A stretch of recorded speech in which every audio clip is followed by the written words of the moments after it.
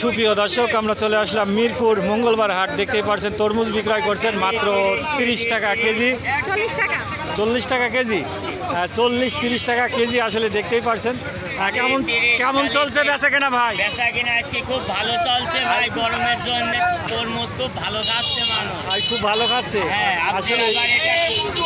আগে রমজান মাসে ছিল হচ্ছে খুলনা বরিশালের তরমুজ, এখন খুলনার তরমুজ খুলনা আসছে তরমুজ ভাই। আসলে দেখতে পাচ্ছেন আসলে খালি এই যে মধু 30-40 টাকা কেজি বিক্রয় করছে। 30 এই দেখ মধু মধু খালি 30 টাকা কেজি। এই দেখ এই মধু খালি 30 টাকা কেজি। এই তরমুজ খালি 30 লাল টকটকি তরমুজ খালি 30 টাকা কেজি। এই লাল টকটকি তরমুজ।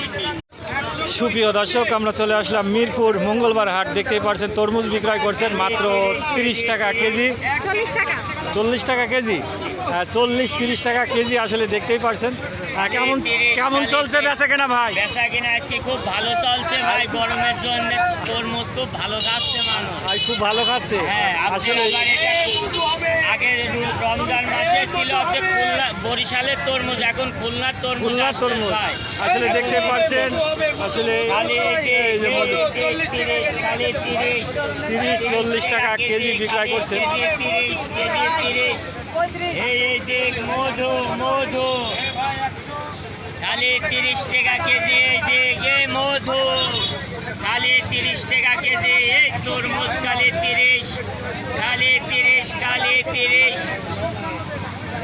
লাল টকটকি তরমুজ খালি 30 টাকা কেজি।